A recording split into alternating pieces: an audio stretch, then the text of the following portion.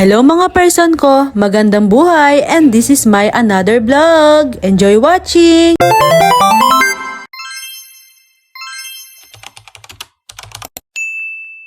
Bumili na po kayo sa pinapa-order ni mama ko.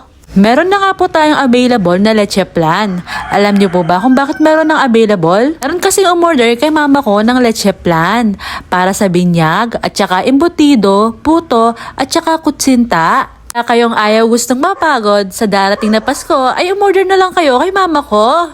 Magiging masaya pa siya. Nga po pala yung ginagawa niya ngayon. Puto po. Paggising ko nga pala, nakaredy na po yan. Nakita ko ay nag-aayos na siya. Yung nakikita niyo pong orange, ayan po ay kutsinta. Ayan naman po ay cheese, ilalagay niya sa puto. Matagal na rin ginagawa ni mama ko ito. Pag may gustong paluto sa kanya, ay mini-message siya or sinasabihan. Mapa anong klase pa yan, basta alam ni mama ko ay gagawin niya. Kahit mga ulam-ulam pa. Mga ulam na pinapa-order ni mama ko ay asado, menudo, o kaya ay sisig. At iba pa, depende po sa papaluto nyo. Kapag sisig nga po ang pinapaluto nyo ay tinutulungan siya ni tatay. Dahil yung sisig na ginagawa namin ay iniihaw pa. Tsak naman na masarap yon kapag natikman nyo. Nasama ko pang nabidyohan itong manok na to. Tatalon yan mamaya, tingnan nyo. Yun nga palang nag-order sa amin ay si Ate Bianca. Thank you te, sa susunod po ulit. Malapit nga lang pala yung bahay nila dito sa amin. Ayan naman po si Kokwa. Buntis po yan, kakapanganak niya lang. 4 po yung naging baby niya. Ayan po ay alaga po ni Maynard, asawa po ng kapatid ko. Ayan nga po pala yung mga ginagawa ni mama ko. Meron na po natapos. Kasama nga ako sa mga nagtanggal dyan sa cups. Masarap po yan mga person ko, lalo na lutong Kapampangan. Nung matapos nga ang gawin ni mama ko, yung mga puto ay yung kutsinta naman. Ayun na nga po yun, nakalagay na po sa bilao. Nakaayos na nga po pala yan sa mga bilao, tapos lalagyan na lang ng cling wrap. Ginugupit pa nga dyan ni mama ko yung mga sobrang dahon para maayos siya mamaya. Ayan naman po ang mahal kong asawa, kinukudkud niya po yung niyog. Dahil di ba nga sabi ko sa inyo ay malapit lang ito sa amin, nagpatulong si mama ko na magpahatid sa aking mahal na asawa.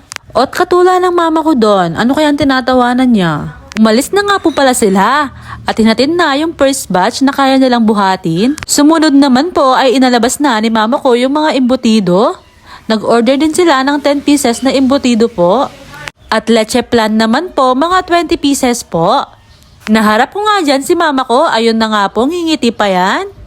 Pagbalik ng aking asawa ay tumulong na siya na magbuhat ng leche plan. Tapos si Austin ay umiiyak naman dahil gusto niya rin sumama pero hindi ko na po nabidyohan dyan. Nakita niya magiliw pa siya doon. After nga nilang may ihatid dyan ay kumain na rin po kami dahil may pupuntahan po kami. Mga pagkain po pala na yan ay galing lang po sa Christmas party ni tatay ko. Ayan nga po pala si Ashley, nagpapatawa siya dyan. Nagbabiyahe na nga po pala kami dyan dahil makikipaglibing kami kila Maynard po. At itong aking asawa ay niloloko na naman si Austin. Pinapainom niya pero hindi niya naman inaano talaga sa kanya. Tatawa ako kapag nakikita ko silang ganyan. At tingnan mo naman si Austin yung mga reaction niya. At ayun na nga, pinainom na rin po siya. Nakauwi na nga po pala kami dyan sa bahay. Pagbaba nga pala namin ay kumakain na sila Austin. Tapos nakahiga na nga pala si mama ko. Sabi niya nga kumain na rin kami. Nagluto nga pala si tatay ng bistek na atay. Ayan nga po, kumakain na siya. Ang sarap niya kumain, nagkakamay. Kagaya ko siyang nagkakamay din, halos lahat naman po kami. Nagsandok na nga rin po pala ako ng kakainin ko. Yung aking asawa hindi na po kumain. Kumain na lang siya ng kutsinta at puto. Ayun lang po, see you for my next one. Magandang buhay!